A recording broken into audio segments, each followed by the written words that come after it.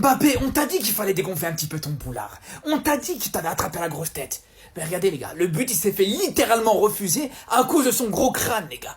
C'est du jamais vu les frères. Et franchement les gars, quand on voit son match en fait, c'est tellement représentatif de son gros boulard les gars. Le mec il joue que pour lui. Le mec il joue que pour montrer à tout le monde qu'il mérite ce numéro 10. Il joue que pour montrer que Monsieur Mbappé sait faire des dribbles. Monsieur Mbappé peut marquer des buts. Surtout dès que le Real a mis ce 2-1, c'était fini les gars. L'objectif d'Mbappé c'était plus de faire gagner, de rajouter un but ou d'aider l'équipe à marquer encore un but, non. Son seul objectif c'était que voilà, qu'il rajoute un but à son compteur pour le classement des buteurs les gars, c'est aussi simple que ça. Et quand il joue comme ça les frères, c'est là où il est très mauvais. Quand il joue comme ça, c'est là où il est encore le plus insupportable à pouvoir jouer les gars. Autant sur son match contre Oviedo, où il est efficace, où il y a des situations, il te les finit au fond, où dans le jeu, il peut apporter quelque chose au collectif. Mais là, dans un match pareil, les gars, Monsieur Mbappé qui veut tenter des dribbles, que tu sais très bien qu'il va rater, qui veut tenter des coups francs, là aussi tu sais qu'il va te les rater. C'est là où je vous dis, il est insupportable, clairement. Une erreur, on retient la leçon. Une erreur, on retient la leçon. Bah non. Bah non. Mais il est con quoi le Vinicius. Il continue de célébrer alors qu'il est à la limite du hors-jeu. Il a pas retenu. Kylian aime l'hors-jeu et il se back. Aujourd'hui, vous croyez que moi je vais rien dire? Je le complimente quand il est bon. Mais quand il est nul à chier, je serai là. Je serai là. Jusqu'à la fin du match, il a pas arrêté de faire le crevard. Je vous le dis les Madrilènes, si aujourd'hui il y a 2-1 et qu'il n'y a pas plus, c'est parce que toutes les opportunités que Kylian Mbappé a pu avoir aujourd'hui après le deuxième but, il a fait le crevard. Il a partagé aucun ballon. Tous les dédoublements, il les a pas utilisés. Il a tout fait pour finir, pour frapper. Il a pas apporté grand chose dans le jeu. Il a même simulé. Ah ouais, on l'a vu son... En fait, si vous voulez réaliser l'intelligence d'un joueur, depuis la saison dernière, Kylian Mbappé c'est 48 hors-jeu. 48 hors-jeu. Je pense qu'il y a des équipes, pendant toute une saison, ils provoquent moins de hors-jeu.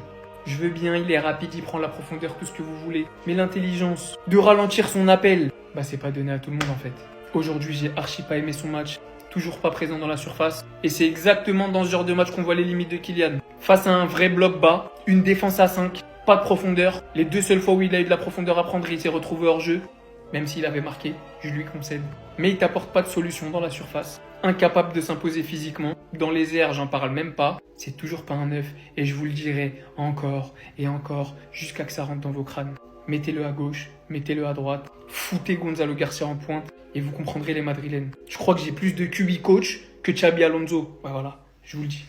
Fait un match pété, tout simplement parce qu'il a pas marqué. Ça, c'est le fonctionnement de certains individus qui veulent nuire à Kylian Mbappé. Mais moi, je saute pour toi, Kylian Mbappé. T'as peut-être pas marqué aujourd'hui, mais comme je l'ai toujours dit dans mon putain de discours, le foot n'est pas qu'une question de stats. Le foot, ça se regarde avec les yeux. Moi, j'ai pu regarder avec mes yeux que Kylian Mbappé a été impressionnant aujourd'hui. Alors, il n'a pas fait un match légendaire, extraordinaire, non. Mais en termes de déplacement, c'était plutôt cohérent. Il a fait de la place à ses coéquipiers. Il a respecté tout simplement ses coéquipiers, incroyable. Il a fait les efforts lorsqu'il fallait faire les efforts, le pressing lorsqu'il fallait faire le pressing. Et ça, on ne le met pas souvent en avant. Parce que c'est Kylian Mbappé, parce qu'on aime le taper dessus. Lorsqu'il fait des choses extraordinaires, il faut aussi hablar, faut aussi parler. C'est vrai, à certains moments, il garde un peu trop le ballon. Mais ça, c'est le syndrome de l'attaquant de pointe. De plus en plus, Kylian Mbappé est en train de se transformer, est en train de s'adapter. Précision technique, intelligence dans ses décrochages. Parce que oui, il arrive à résister un tout petit peu plus les défenseurs. Il arrive à avoir une précision dans les petits espaces. Donc Kylian Mbappé, je suis très fier de ton match. Il y a personne qui va toucher parce que tu as mis 0 but. Le football, ça se regarde avec les yeux, pas sur flash score. Sinon, en vrai, c'est pas toi. Bon, en tout cas, bien, alhamdoulilah. Vous voyez l'heure à laquelle il a posté ça? Je le comprends en vrai. Bien sûr qu'il est frustré qu'il y a. Gims, dans un de ses sons, il dit j'ai des visions dans la nuit. Il avait des visions dans la nuit. Parce qu'on sait tous le compétiteur qu'il est. Vous voulez, je vous montre la vision qu'il a eue? Regardez.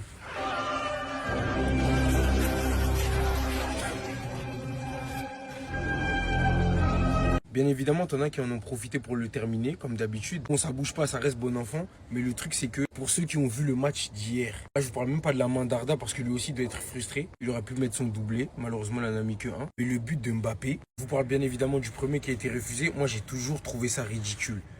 Mais s'il vous plaît, là, ça s'est joué à quoi, là? À une dent, peut-être?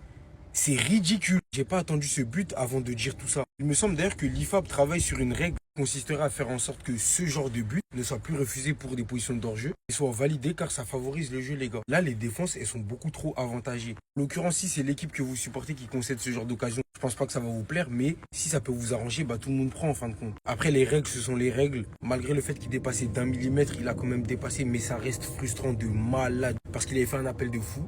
Trent Alexander-Arnold, je lui ai fait un centre de fou. Et pour un cheveu, même pas, le hors-jeu, ne le voit même pas. Son épaule, elle doit dépasser d'1 millimètre. Le but ne lui a pas été accordé. Mais comme je le répète, les règles, ce sont les règles. Mais il avait des visions dans la nuit, le frérot. Donc, population, ne nous embêtez pas. Ne nous parlez pas d'égocentrisme. Parce que je vous vois venir. C'est un compétiteur, les gars. Il est comme ça. Et la story, elle a rien de méchante. Pointe juste un problème du doigt. Et il sait que ça va faire parler. Et peut-être que les choses vont bouger, qui sait. Parce qu'on avait déjà entendu Arsène Wenger nous en parler concernant une amélioration de cette règle. On verra ce que ça donne. À propos de la mentalité, le truc c'est qu'en France, on n'apprécie pas ce genre de mentalité. Il faut se dire les choses telles qu'elles sont. Cette mentalité de compétiteur acharné ne plaît pas du tout. Quand on dit que tout est une question de perspective, certains vont y voir de l'égocentrisme, vont nous dire que ouais, il se prend pour le centre du monde, son équipe elle a gagné mais il nous montre son but hors jeu, etc. Le frérot, il vous montre juste qu'il a envie de bien faire. Il avait envie de marquer, il a envie de marquer, il a envie d'être performant et quand tu sais à quel point il s'est rendu disponible pour ceux qui ont regardé le match, ben c'est frustrant, frérot. C'est frustrant. Donc, moi, j'y vois aucun mal, mais sur Twitter, ça parle déjà, vous savez déjà. Qu'il a calé story à 3h du matin, il trouve le moyen de nous dire que ouais, il a pas réussi à trouver le sommeil parce qu'il a pas marqué et tout. Non, les gars, n'exagérons pas. Restez sobre, abonnez-vous, les gars, ça